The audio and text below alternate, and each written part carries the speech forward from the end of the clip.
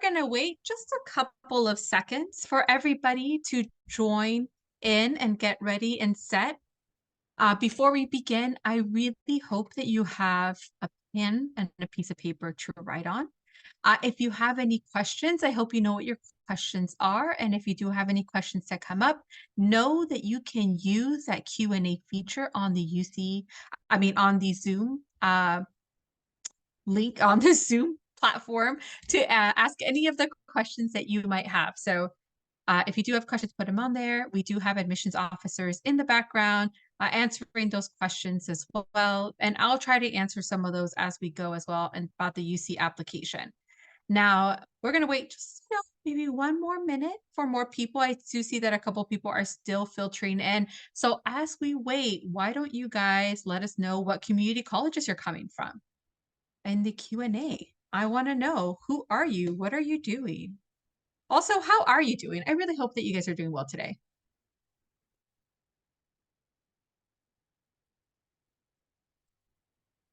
Okay, Porterville, Maricosta. Oh, I have a lot of my favorite students come from Maricosta. Don't tell any of the other community colleges that. Oh, Mesa, just down the street from me. Awesome. Hello, Mesa. Fullerton. I was the UC San Diego rep for Fullerton for a couple of years, and I actually miss going up there. I think that campus is actually really nice. You guys have some good food in your area too. Berkeley City College. I just went to Berkeley City College not too long ago. They have one of my favorite restaurants in Berkeley. Irvine Valley College, Sierra, hello. Oh, we got some University of Houston students. Hi. We're going to talk a little bit about how to enter for your coursework when you're not coming from a California community college.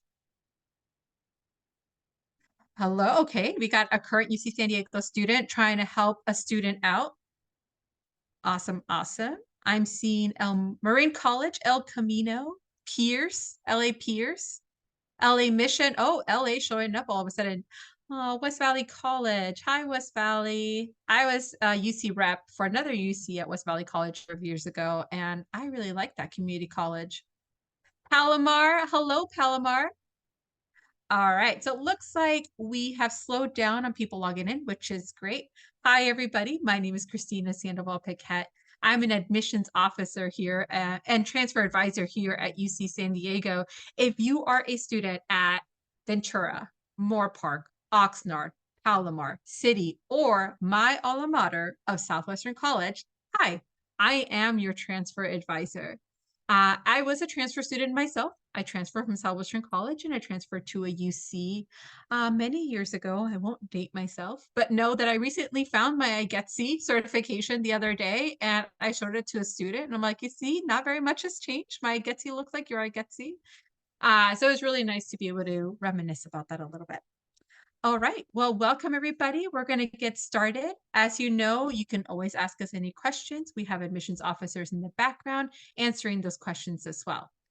So today we are going to talk about UC presenting yourself on the application. We're going to talk about transfer application in particular.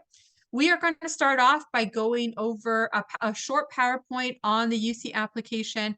I'm going to talk about the About You section of the UC application, and then we're going to transition to the actual UC application. I'm going to show you what that looks like if you haven't already started.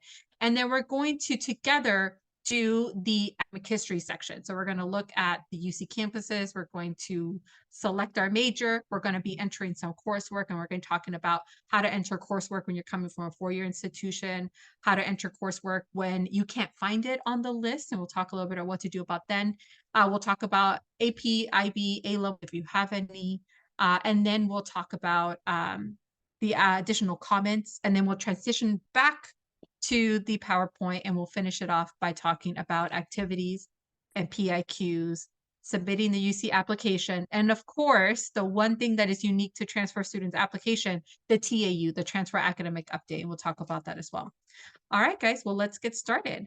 So the first thing for you guys to note, there we go, is that the UC application is one application for all 9 undergraduate campuses at in the UC system. And that includes campuses like UCLA and UC Berkeley. Oftentimes, I find students who are unsure if these two campuses belong to the UC system, but they do. they carry the UC name, and so they are part of the system, and you can apply to both campuses on this UC application. It's one application, which means that you're only filling it out once, and all 9 campuses will get the same information. So if you're applying to, say, San Diego, Santa Barbara, Santa Cruz, and Davis, then all 4 of those campuses are going to get the same application. However, how we review the application is going to be a little bit different. Something for you guys to keep in mind is that all 9 campuses are unique. They have their own vibe, they have their own environment, they have their own program, their own services. But most importantly, they have their own major set. And so you're going to see that not every major is available at every single UC, and every UC is going to have some unique major that's not offered at any other UC campus.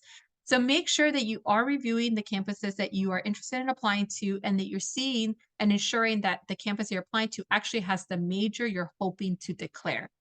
In addition to that, each one of these campuses is going to have different majors that are going to be requiring major preparation in order to apply to them. That major prep, depending on the campus, is going to be different than UC San Diego. So we might have different major prep for biology than, say, Irvine and LA. So you're always going to want to check with the UC campuses that you're applying with directly to see, is my major screening, and what is that screening criteria going to be? At UC San Diego, we have well over 150 different majors for you to choose from. I can confidently say that there is something for just about everybody here at UC San Diego. We have majors within the arts and humanities, our biological sciences, data science, engineering, public health, which is probably one of our fastest growing divisions here. Very popular option for students. Makes sense post-pandemic. Even during the pandemic, a lot of students heard that call and that need to serve. We have majors within our physical sciences, where you're going to find like our brand new major of astrophysics and astronomy in the physics department. Majors within the Scripps Institution of Oceanography, where you're actually going to find marine biology. You're not going to find marine biology under the biological sciences. You're going to find it under SIO. And we'll talk a little bit more about that later. And of course, the School of Social Sciences that hosts some of our biggest majors like psychology and economics. Now, as you know, UC San Diego has selective majors. In the past, we used to refer to these as cap majors, but truly what these are selective majors. These are majors that unfortunately we don't have space for every single student that is admissible into our campus into those majors. Those majors are going to be all of the majors within the biological sciences, the major of business economic, and that is new this year, the major of data science, all of the majors within the Jacobs School of Engineering, including computer science, and of course, all the concentrations within public health. So if you see your major listed on here, know that your major is selective. I highly suggest that you pick an alternative major that's not on this list, that's not a selective major, that you would be hopefully considered for as an alternative. So make sure that if your major is on this list, you're making it as your first major choice, and then you are picking a non-selective that we may review you for as a second major choice. Now, when it comes time to what am I looking for in a transfer application, right? When you're applying, after you hit that submit button, this is what we're going to be doing. The first thing I'm going to be doing is I'm going to be looking for, do you meet minimum eligibility requirements? So that is going to be, I'm looking to see if you have 60 transferable units by the end of the spring term. So applying this fall, know that all of your courses must be completed by the end of spring. That means that if you're planning to take it in the summer, at this time, unfortunately, UC San Diego is not considering that summer term coursework. We're only considering whatever you're listing up until the end of spring. Now, some campuses might consider summer, so you might want to check with those campuses, but no, for UC San Diego, we're not going to consider summer. The second thing I'm going to be looking for is, do you meet the minimum GPA requirement? Right now, it's a 2.4 for California residents, 2.6 for everyone else. However, as you know, UC San Diego doesn't admit at the minimum. So we always say have a competitive GPA. We typically admit at that 3.0 level. So no, 3.0 and higher is what you're going to want to shoot for. And then, of course, I'm going to be looking to see if you meet the subject requirements, the UC subject requirements. This is what we like to call the 7-course pattern. That is your 2 transferable English classes, your 1 transferable math, and then 4 courses within 2 subjects. Now, most students, especially if you're an IGETC, are not going to have too much of an issue meeting the subject requirement, except for my STEM students. If you are a STEM student, just make sure that you don't solely focus on math and science classes and you're taking at least one class that's not one of those things, like an intro to soc, an intro to econ. I would say intro to psych, but quite frankly, intro to psych was probably the hardest class I ever took in college. So maybe not that one, but there are a lot of other courses that you can definitely pick from. Now, if you are in a major, you're declaring a major that requires major preparation, the next thing I'm going to be doing is looking, do you meet the major prep for the major you're applying for? Here is a list of all the majors that are currently requiring major preparation as part of admissions. Now, what I want you to do is if you see your major on this list, I want you to go to admissions.ucsd.edu/major prep. I want you to find your major. And then I want you to write down what courses are on that list. So say you're doing bio, you're going to see build 1 and 3. So you're going to write build 1, build 3. You're going to write chem 6A, B, C, 7L. You're going to then also write math 10A and 10B or 20A and 20B. After you write all those courses down, you're going to go on assist.org. Once you're in assist.org, you can go ahead, enter your community college, enter UC San Diego, find your major once again, and then you're going to double check. Did I take all the courses at my community college that is being required by UC San Diego on the list that you just wrote down on that piece of paper? If the answer is yes, great, you mean major prep. If the answer is no, and you're finding, oh, I'm missing one class, don't forget to add it to your spring schedule at the very least, so that at least we know that you are going to be meeting major prep. If you need any help with that, UC TAP account is always a great resource. And then you can always contact your UC admissions representative and you can ask them to do a UC TAP review and they can help identify which courses you're missing. If you're going to several different community colleges, then you're going to have to do that work again and just go toggle between the different community colleges.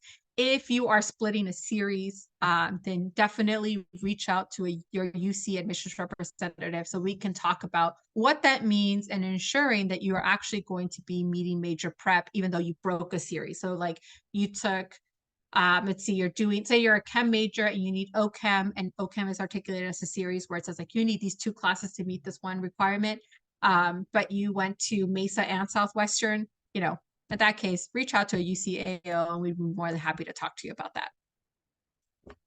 Here is the timeline for application. So the application opened on August 1st. You had all of August, September, the rest of October and November to fill out the UC application.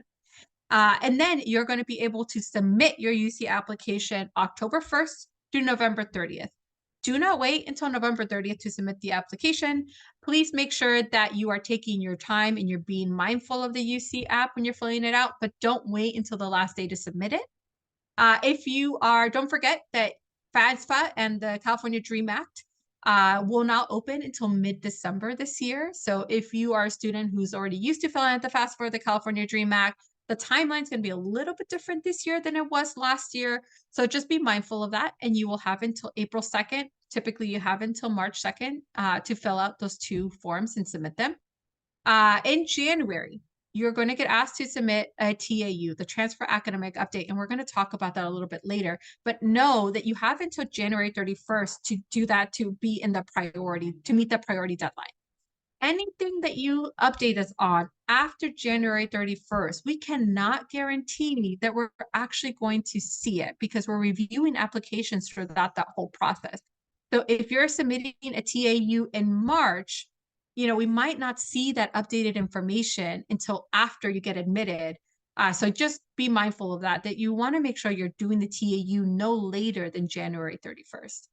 And then you'll know if you got admitted sometime in March through April, mid-March, all the way through late April. And then you have until June 1st to decide if you want to accept your offer of admissions. So before you get started, what should you do?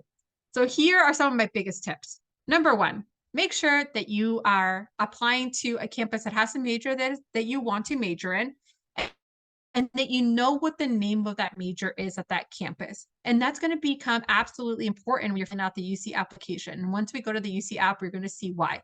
So one thing you want to do is you make a list of all the UC campuses you're going to be applying to. And then next to campus name, I want you to list the name of the major as it's shown on that campus on a piece of paper. So when you're trying to find it, you're not trying to look all over the place to see where is this major living. Number two, I want you to get copies of all of your unofficial transcripts from every single institution you have ever attended. 4-year, 2-year, I don't care which one it is. I want you to get unofficial transcripts for all of them, including any coursework you might have taken while in high school through dual enrollment. You're going to have to report that coursework, so make sure that you know what courses those are and what those grades were.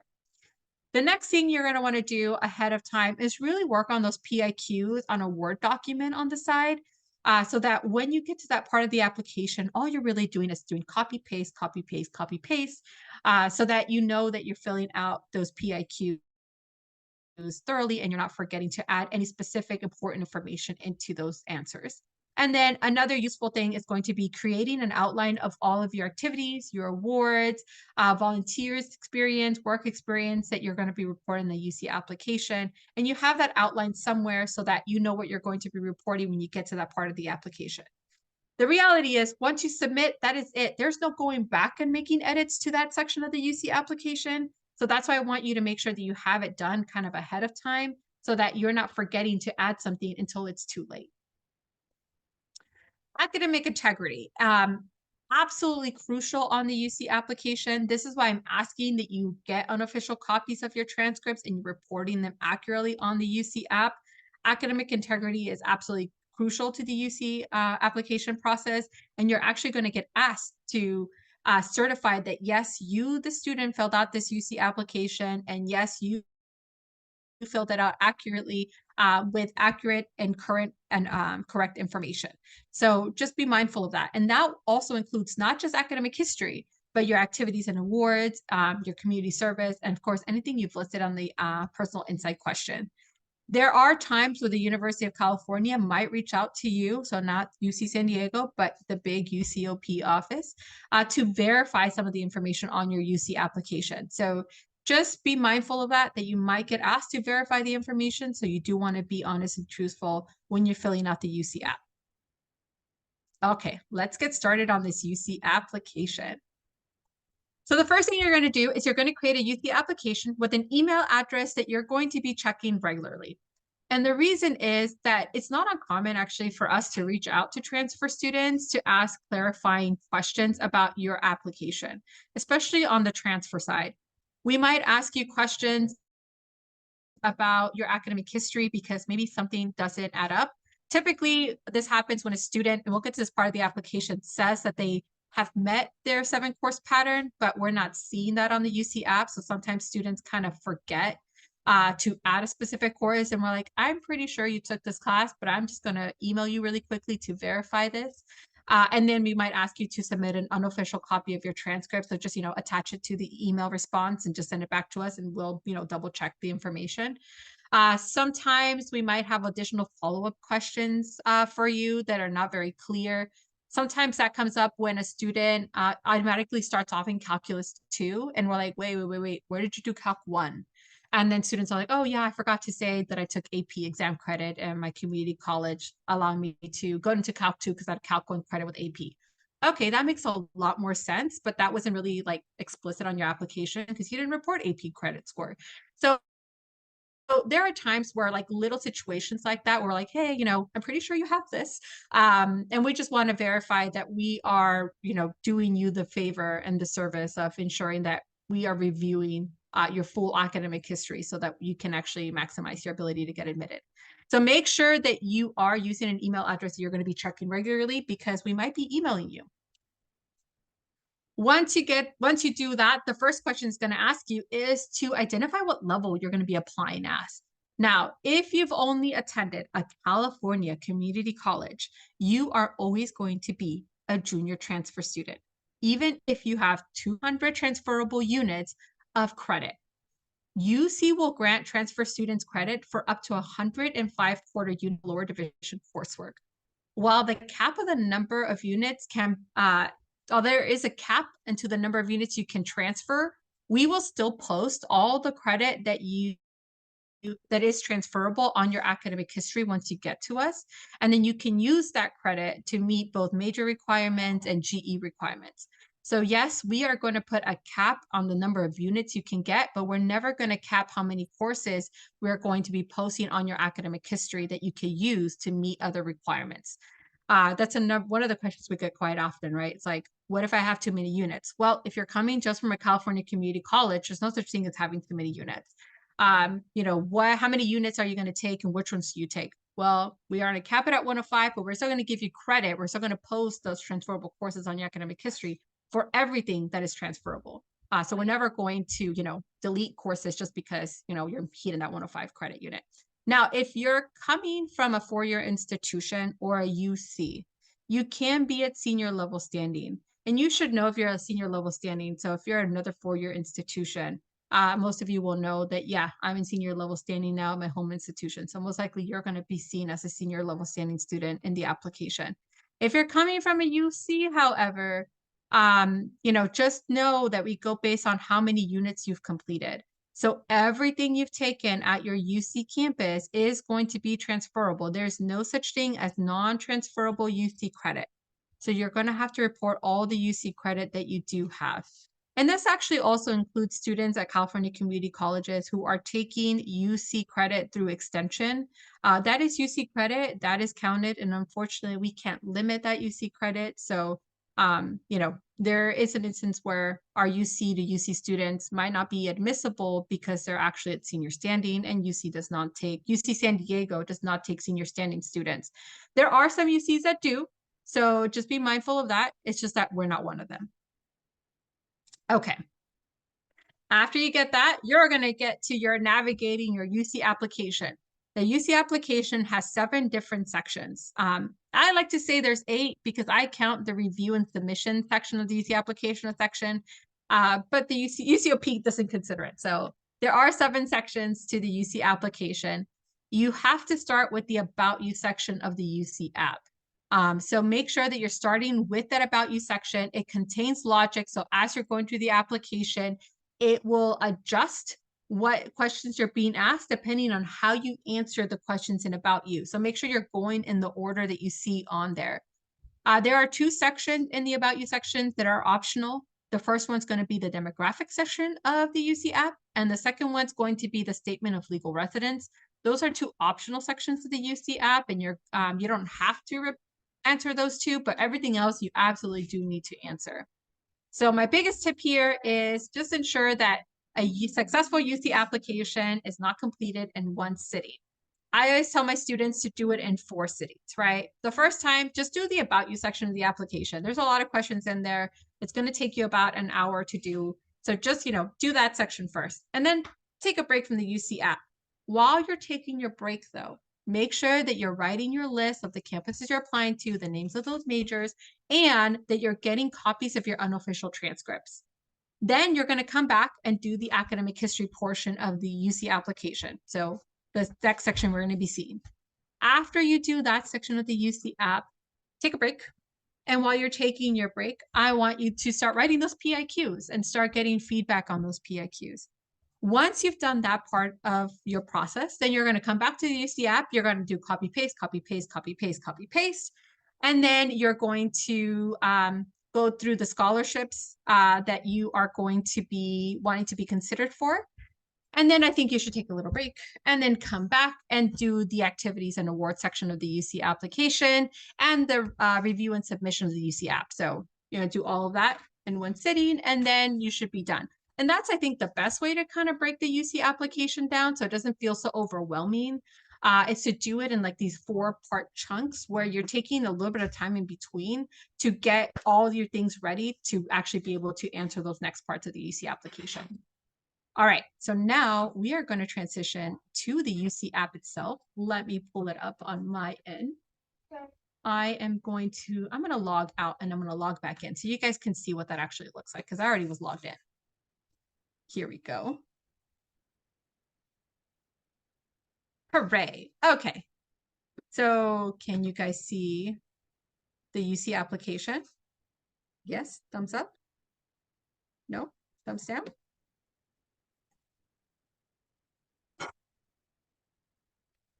Yes, we can see it. TT, Tip, yes. Yes, okay, good. Thank you so much. All right, so this is what the UC application, when you get to it, looks like. Now I'm on the QC side, so this is not an actual student app. I'm on the quality control side, but it looks exactly the same. So the first thing, I'm going to sign in already. I already have my login. We're going to go ahead and open up this UC app. So I'm not going to go on the About You section of the application because this is really personal information that you should be entering. I am going to really quickly just show you this citizenship question because sometimes we do get asked this question, right? If you are a student that holds citizenship in a country, you are going to find the country in which you hold citizenship in, and you're going to click on that country. If you are a US citizen, just know that it's at the very top. So you're not going to have to scroll down all the way to the U's. You're not going to find it there. It's just going to be at the very top. You're going to click US citizen. It's going to ask you if you have a social security or an ITIN number. If you do, you're going to enter that number on here. Just make sure that the number you're entering here is accurate, because the number that you enter here should be the same number you're entering in the FAFSA for the California Dream Act. When the numbers don't match, financial aid can't pull your FAFSA or your California Dream Act. When they do match, that's how they are able to know, okay, I have the right student, and now I can put together a preliminary package for them. So just be mindful of that. You want to make sure that this number is accurate. If you're a student that currently does not hold citizenship in any country, so you're one of my students without documentation, you are going to click No Selection, and then you're going to move forward.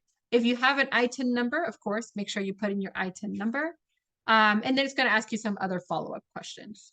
So I'm just going to answer no for all of these, just for all intents. Actually, we'll just answer yes because it's fewer questions. You see how it's dynamic? Depending on how you answer it, the questions you're going to get asked are going to be a little bit different. All right, but let's go to this campuses and majors, because this is the part where I want to show you this academic history section. So we're going to acknowledge that we are going to practice principles of community. And then we're going to, once again, just verify that we are applying for the correct term and the correct level. So right here, transfer student. I'm going to be applying as a junior transfer, and I'm going to hit save and continue. This part of the application is where you're going to see if you qualify for the application fee waiver. So however you answer this About You section is going to determine if you're going to qualify for an application fee waiver. As you can see on here, based on how I answered it, yes, I qualify for an application fee waiver for up to 4 campuses.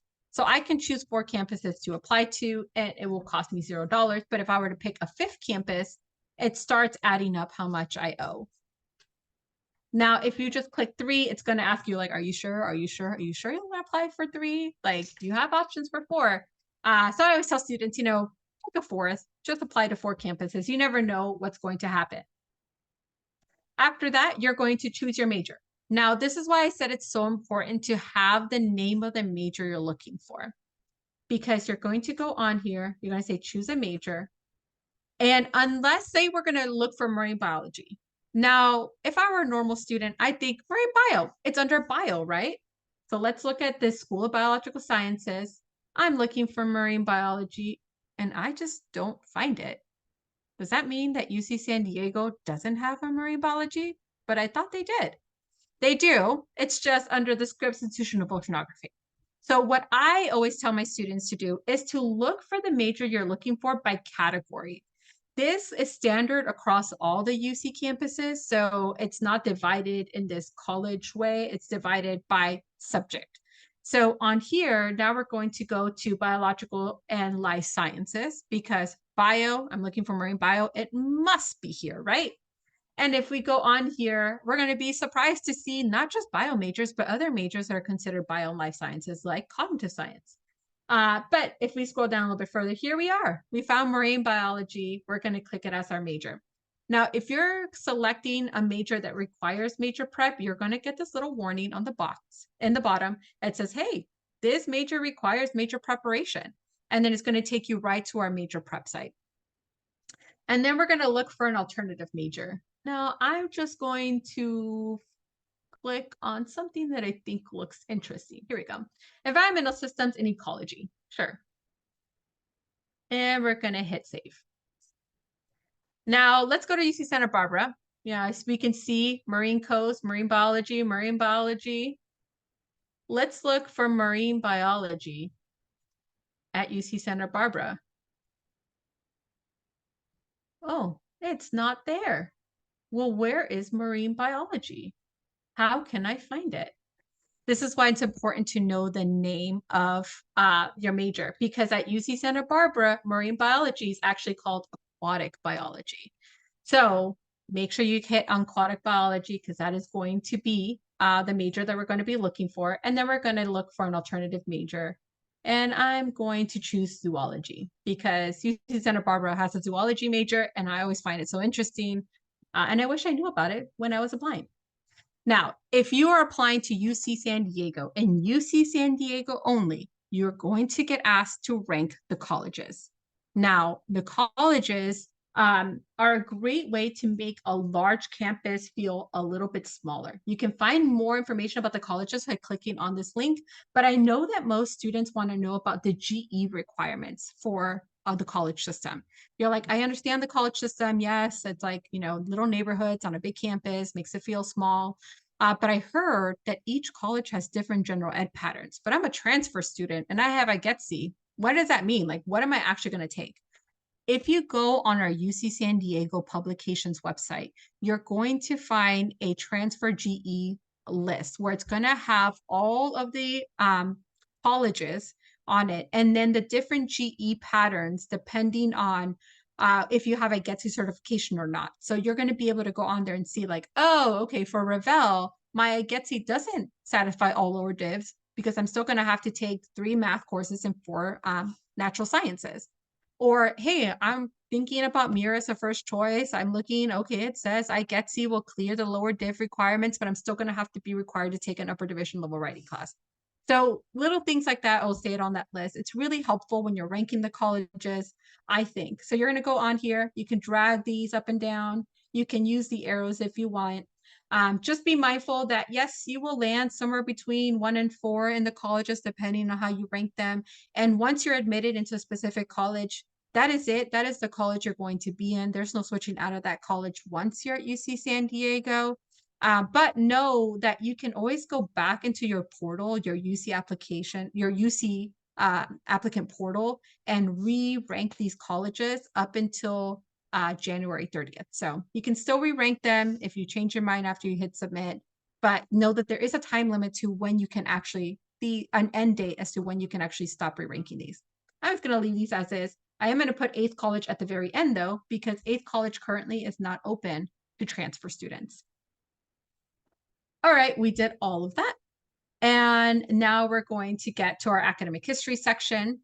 We are going to start off by, it's going to ask you if you have a UC TAP account. If you do, it's great because it imports all of that course, the course information you've already listed from your UC TAP directly onto your application. So it's a nice time saver. But if you don't have one, that's totally fine. You don't need one. We'll just enter all the coursework manually. Of course, it's still going to ask you to enter your high school. So make sure that you're entering your high school and you're entering 4 years of attendance. Because if you only enter one, sometimes I'm like, hey, wait, like, did you attend high school somewhere else? Like, what's going on here? And then it's going to ask you to enter all the institutions you've ever attended. Now, in this fictitious student that I have created, it says that they attended from August of 2016 through June of 2024. And that's because, and even though they graduated high school in 2018, this is because they have dual enrollment credit. So if you have dual enrollment credit, make sure that you are adding that time into that section of the UC app. And then I also added UC Berkeley on here because this student, maybe started off at a 4-year institution. To find and add a college, we're just going to go on here. You're going to tell me if it's an in-state, out-of-state, outside of California, or outside of the US. So if you are an international student, you went to school at another institution in another country, yes, you still need to report that credit. Yes, we do review that credit for transferability, and it can't be transferable. And some of those units can be used for 60 and can be used to meet 7-course pattern or major prep. So if you do have credit from another institution outside of the US, yes, you do need to report it. You're going to hit, I'm going to hit California. I'm going to choose any college. Let's see here. No, let's do West Valley because I saw West Valley. You could put in partial name, full name. It will show up here. You'll hit select. And then you're just going to tell me what months and years you attended, if it's the most current institution you've ever attended, if you're going to get an AA degree from there or not, and then you're going to move forward. I'm not going to move forward with this one because I'm going to continue with the fact that the student started off at Southwestern, ended at Southwestern, but has this UC Berkeley credit. I'm going to hit, I finished adding all my colleges.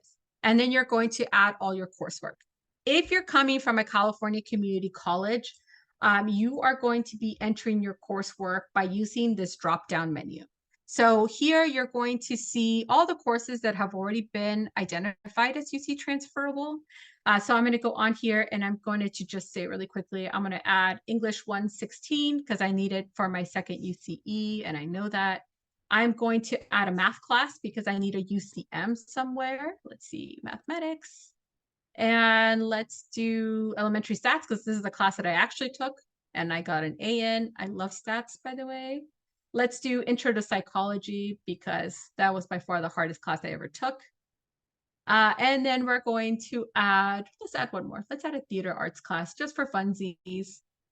Let's do acting 1. This is another class that I took while at Southwestern and I had a lot of fun. And that's how you're kind of go through and you're add coursework. Now, a question that I get asked often is, do I need to report F, D grades, W grades? And the answer is yes. We want to see everything. So if it shows up on a transcript, you're going to report on the UC application. As you can see on here, this is what I did for this student. But let's say you're trying to add courses from another institution that is not a California community college. You're going to add all your courses manually. So you're going to say, I'm going to add a class. The department is going to be the department you took the class in. So let's say I took this, let's see, a film class. The course number is not the course number, the section number, you know, that like 54321 number. It's going to be like the number of the class. So in this case, we're going to say I took film 1A. You're going to enter the title of the course. A useful tip that I have learned from students is if you have an unofficial copy of your transcript that is digital, you can copy and paste the title. So you're not having to sit there and type the whole thing out. You could just do like copy paste the title. In this case, I'm just going to type it out and I'm going to say Star Wars Films is the name of the class that I took. It's going to be 4 units. And I'm going to give me an A in this class because I love Star Wars. Now, if you are at a California community college, you're going to go through a very similar process. If you're trying to add a class and you don't find it in any of these drop downs, you're just going to go all the way to the bottom. You're going to see this, I don't see my class. And you're going to do the same thing, right? In this case, I'm going to do math 10A. Oh God, for the love of Gaga, because I love Lady Gaga. And I'm going to give myself an A grade in this because I am a good little monster. All right. So that's how you're going to enter your courses. You're going to do that for every term you've ever attended. Now, let's say you're a student like the student that has gaps in their education. You're going to see this at the very bottom.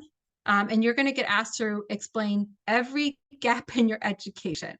Now, you do not need to put in a lot of words in here. You're just going to really briefly tell me what you did. So in this instance, this student was in high school during this time, so I was in high school. And I'll be able to verify that by looking at their high school time of attendance.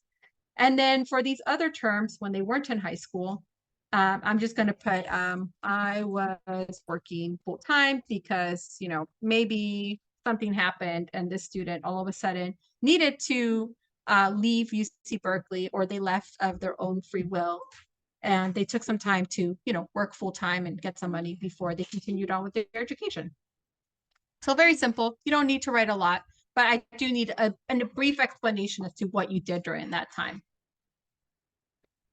We're going to skip for this for now. And then it's going to ask you for these minimum requirements. So it's going to ask you to identify, well, it's not going to let me because I haven't completed all my 16, but it's going to ask you to identify all of the courses that you're going to be using to meet 3 requirements: UCE and UCM. Now, UCE, for my students who are applying from out of state, right? I saw University of Austin there. Know that UCE for us, these are composition writing classes. So they're writing intensive courses. So a course like creative writing is just not going to meet necessarily our UCE class. There are some creative writing classes that might, but really what we want to see is these English, composition, expository writing courses. For UCM, what we're looking for is anything in where intermediate algebra was the prerequisite. So prereq is what we're going to be looking at when reviewing those classes on our own. Because when you submit your application, we don't have a SIS to go off of. What we do is we actually go and we look at every single class that you've taken, and we go and we essentially look at the catalog and we read the course description for every single class. And then we determine, is this class UC transferable? So for UCM, intermediate algebra, so I want to see as a prereq. Courses that typically meet that UCM requirement are going to be statistics classes, college algebra classes, pre-calc classes. Calculus 1, of course, is going to meet the UCM requirement. So that's what the courses that we're looking for UCM. After you do that part of the UC application, it is going to ask you for any additional comments that you might want to add. So on here, you might want to add anything like, my school has a unique grading scale. So if you are at one of my Washington community colleges, I know that your grading scale is not A through F, but it is a numeric, right? You have that 4.0 to 0 grading scale. It's sometimes useful when you put that information on here. Of course, I already know that, but it's always nice to see it from students, right? Like, my grading scale is this. So if you are in that situation, you can explain it out in this little section of the UC application. Other things that I see often here is students telling me like, look, I had a really big gap, or look, I had a really bad semester. I'm going to be addressing it in a PIQ. And just that simple sentence just kind of reminds me like, okay, I'm going to be reading something in a PIQ that's going to explain the rest of this, because the PIQs are going to add that context as I'm reviewing the application. So that's how you use this little box of the additional comments. Now, if you have test scores, test credit, you have to report this. Please report them. These credits like AP, IB, and A levels, if I have any students with A level credits, they can be used to meet minimum 60 transferable units. They can be used to meet the 7-course pattern, and they can be used to meet major prep as well. So yes, you do want to report them. You're just going to say like, yes, I did take an AP exam, and this is the AP exam that I took. You're going to tell me what month you took it in. So in this case, I'm going to say that the student took it in their senior year. I'm going to say they took Calculus AB, and they have a score of 4. Perfect. That's a good score for Calc AB. And then you're just going to do that for every exam that you have. And then you're going to list your activities and awards, and then, you're going to go through those scholarships and the PIQs. So that's that academic history portion of the UC application and how to fill that out. And now we're going to talk a little bit more about PIQs and activities. And then hopefully I'll have a little bit of time at the very end to answer any questions live. All right, so you should be able to see my screen once again. And on here, let's see if I can get this to advance. Perfect. We talked a little bit about all of these sections, and I'm going to go right back to where I ended. English proficiency. Oops, come on. It does not want to go back to English proficiency. There we go. Are you going to stop moving? No, perfect. Okay. I do want to talk about English proficiency because it's a question that comes up quite frequently. When do I need an English proficiency exam? When do I need to submit a TOEFL, a IELTS, or a Duolingo exam? If you are a student that attended high school outside of the US in which the language of instruction was not primarily English, you're going to need to show English proficiency. Now, you can do this one of 2 ways. If you have completed those 2 UC English classes with a grade of B or better, you have then met English proficiency. You do not need a TOEFL, IELTS, or Duolingo exam. If you have them, you're more than welcome to report those scores, but you don't need them. If you are a student that, falls under that category and you have a B and a C, an A and a C in your 2 transferable English classes, then you are going to want to report a TOEFL, an IELTS, or a Duolingo exam to meet English proficiency, because the C cannot be used to meet English proficiency. That includes students who are going to schools with grade modifiers. So I'm talking to my students at De Anza Foothill. A B minus is not going to be sufficient to meet English proficiency. You do need a grade of B or better. But if you don't have it, you can always submit a Duolingo TOEFL IELTS exam to meet English proficiency. Okay, and that's the only time you're going to need them for the transfer admissions process. Activities and awards. So this section always kind of trips up my transfer students. I always get asked the question of, what do you want to see there? And it's not about what I want to see. It's about, what do you want to tell me? What have you done outside of being, in school and taking your courses?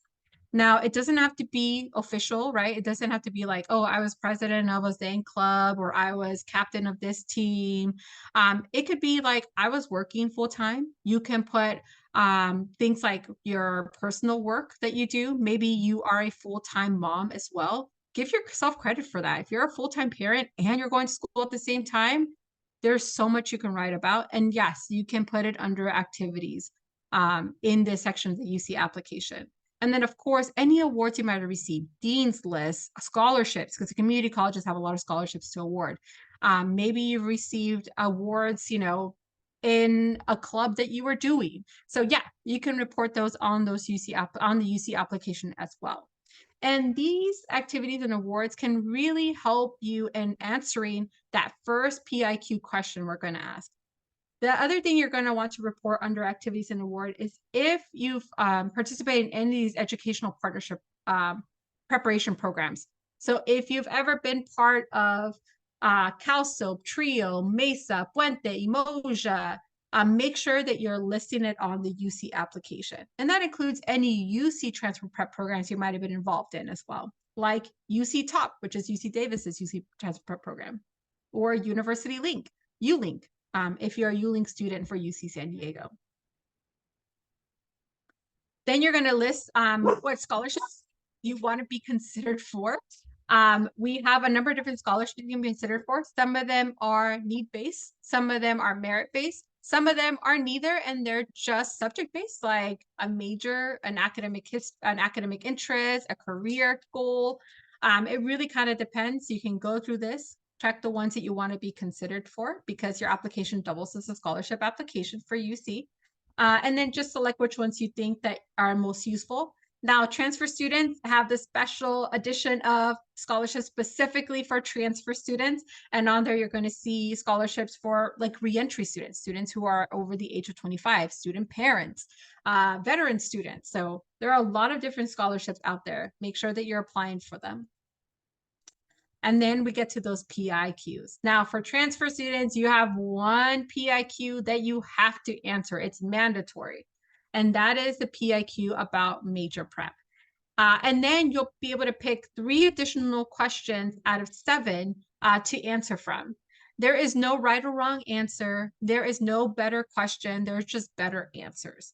So make sure that you're choosing a question that you feel you can actually answer fully. Now, we use PIQs in one of 3 ways. We'll use your PIQs to add clarity to your application, right? If there's something that really doesn't make sense in your academic history, but we see in additional comments you're going to explain in the PIQ, that's a great way to use those PIQs. We use the PIQs to add context.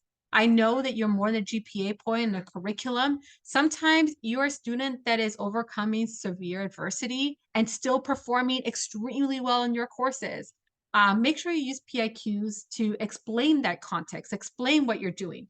For my students at Southwestern College, a lot of you are trans-border students, or Imperial Valley College as well. You're living in Tijuana and Mexico, but you're commuting over to the US to take your coursework.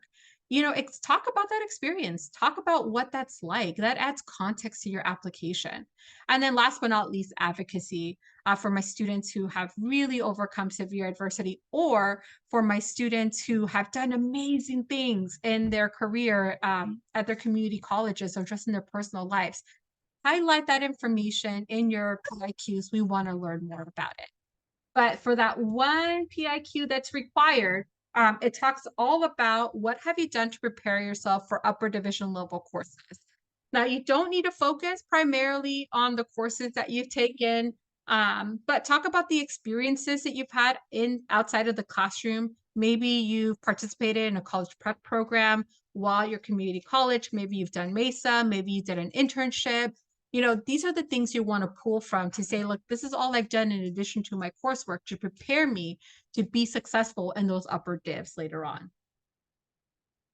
And then, of course, there's a space here for anything else that you might want to tell us that's personal in nature, but you don't want to use an entire PIQ to talk about. So if it's very simple and you can address it in a couple of sentences, you can do it here and then use your PIQs to really build out the things that you want to tell us more about. After you've done that, you're going to hit submit. You're going to make sure you have all these check marks all the way down. You are going to answer just a couple more questions. There's a question about authorization for release. So releasing information to parents and to counselors. Then you're going to sign that statement of integrity. Again, I, the student, fill out the application. So make sure that you're reading through all of that before you hit any buttons and you hit submit. You're going to get this nice little summary of how much money, if any, you owe for submitting your UC application. And then you're going to get your application ID number. That's the number one question I'm going to ask if you call me or email us, right? Is what is your UC application ID number? So make sure you know what that is. And then in January, you're going to do that TAU, Transfer Academic Update. Now, in the Transfer Academic Update, this is what it's going to look like. So you're not going to be able to update us on a lot, just on the coursework and then some additional comment information. So you're going to tell us what were your grades for the fall semester. And then you're going to tell us your updated schedule for the spring. Or if you are in a school that has winter intersessions and you're taking winter courses all of a sudden, you're going to be able to update us on what are you taking in winter intersession. And then you're going to also update us on your spring schedule. Once you do that, it's going to give you space to add any additional information that you might want to share with us. Sometimes useful information is I'm in the process of getting an AR for a class, or hey, I got an AR in a class that I reported earlier that it wasn't approved at the time that I was submitting my application, but it's approved now and I want to let you know. Great space to put that information in. And then once again, you're going to certify that everything is accurate to the best of your abilities. You're going to initial, and then you're going to hit submit. And then that is going to be it. So UC application, I know it's spooky season, but it's not that scary, I promise. And of course, we as admissions officers at UC San Diego are more than happy to help answer any questions you might have. So it looks like I have 7 minutes, which is great. I am so happy about that. And now I'm going to be able to answer any questions you guys might have. So I see a question on here right now that says, is not having 60 units by fall okay, as 60 units will be completed by the spring? Yes, absolutely. I know that a lot of students sometimes feel like, oh, I don't have 60 units yet, so I can't apply, right? No. Remember, we will consider anything up until the end of that spring term. So if you currently have 45 semester units, or, by the end of fall, and you're going to be making up those remaining 15 units by the end of spring, yes, you can still be considered for admissions for sure. All right, I have another question on here. Is a UC transfer application pathway also IGETC? Actually, no, the UC transfer pathways, those are specific pathways for 20 of our most popular majors in the UC system. And there are 2 different pathways, right? There's a UC transfer pathways and there's UC transfer pathways plus. Both pathways really ensure that you are going to be meeting the major preparation required for the major you're following the pathway for all 9 campuses. So it's a great strategy to use. And if you did follow a pathway, we want to know about it, but it's not the same as IGETC.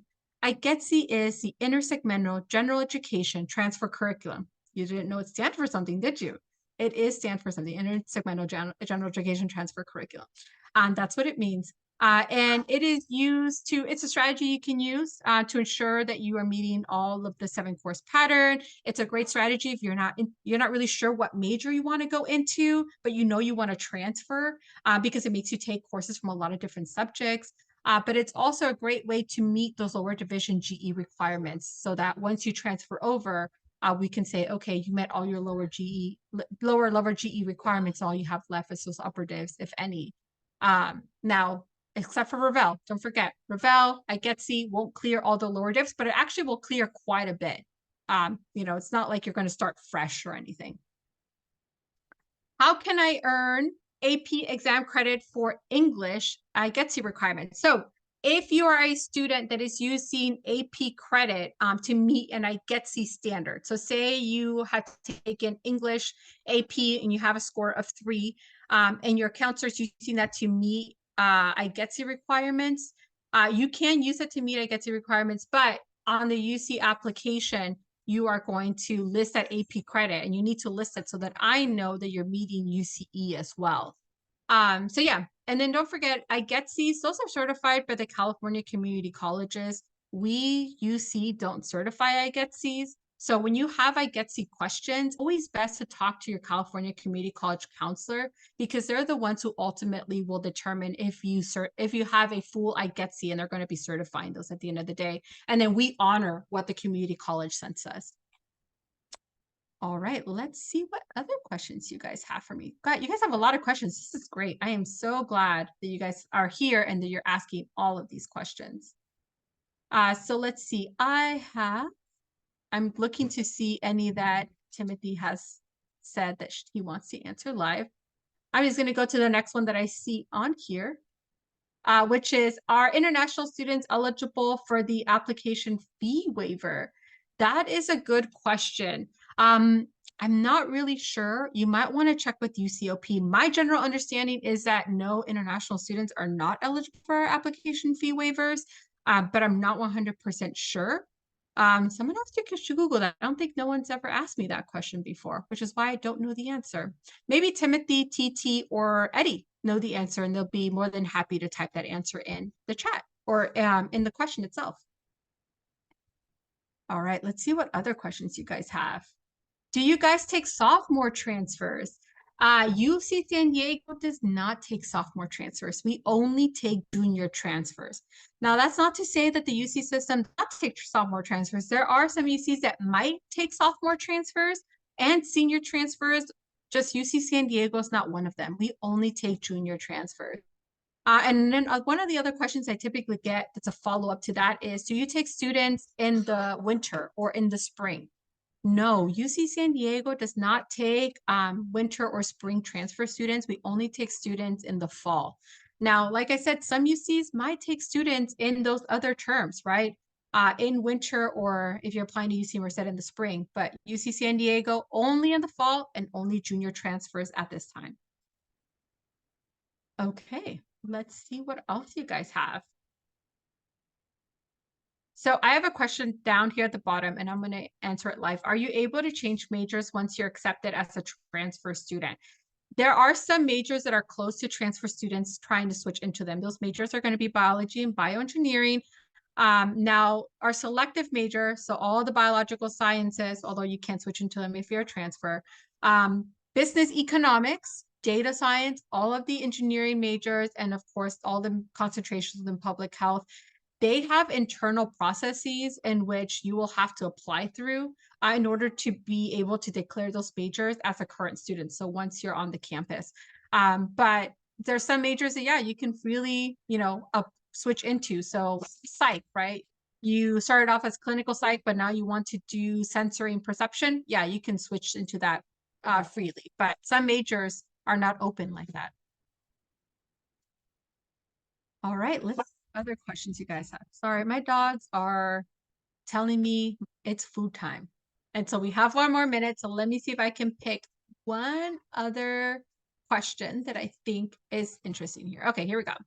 I'm planning to take organic chemistry at UC Santa Barbara because it's not offered during the spring. but we'll only have 2/3 of the courses done by spring, and I only have 2 out of the 3 calculus-based physics class done by spring. How will this affect my application to the biological science department?